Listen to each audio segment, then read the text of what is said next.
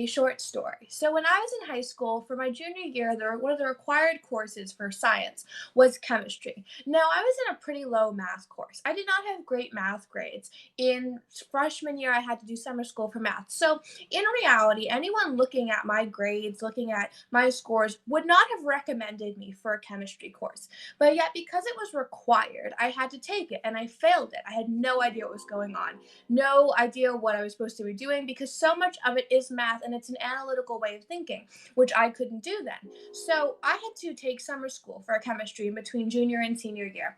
So I basically spent all summer doing this work that I knew I was never going to use again in my life.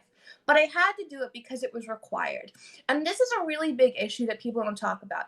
The idea that young people, especially in high school, not in middle school, but in high school, in the end of later end of high school, we're not allowed to opt out of courses that we know are going to have no impact on our career path. And I'm not saying everyone knows they want to be a doctor or a lawyer. I'm saying that most of us have a pretty clear idea of which direction we're going in. Most of us know if we're not going to be in math and science. I knew I was never going to be in math and science. But instead of being able to take another course, like a law course, or being able to take a government course, or even another history course, I had to take a chemistry course because students are forced to take courses that have nothing to do with their career paths that they're going down to because of a mandate from the state, a lot of times because of Common Core. And what that does is it obstructs America's potential because all over the world, other students are investing early on in their education in the field or the specific job that they want to do, whether that's a historian or a doctor. And because of that, they learn more and they are able to have a better understanding of their field all around because they've been in it from a younger point. And they also have the opportunity to intern.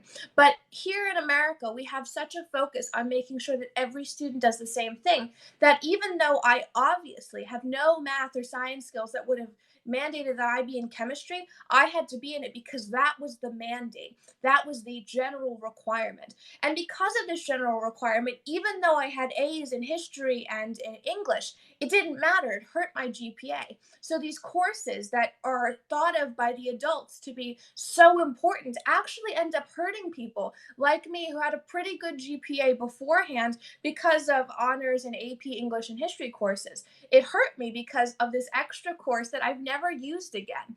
And what that does is it damages your ability, first of all, to get into college. But second of all, it messes with your mind because you start to think, I couldn't excel in that. And so many of these other people could. When in reality, you have other talents. It's an obstruction for America's potential because when you have a situation where in England, kids are allowed to do internships when they're 16, they're allowed to do apprenticeships. And we're not allowed to do that because we have a mandated course requirement. It hurts the amount of growth we can have in career fields and in the job market. So, in closing, I'm not saying that we shouldn't have math and science courses. I'm saying these specialized courses. For instance, I had to take statistics my senior year. There was no reason why I should have had to take statistics. Obviously, I wasn't going in that career path. But yet, instead of being able to opt in for a history class or another English class, I had to take that, just like with chemistry. It doesn't make any sense. And I think overall it hurts us because it stops people in my generation, or really every young generation, no matter the time period, from being able to invest in the career path we want and to bring advancements in it.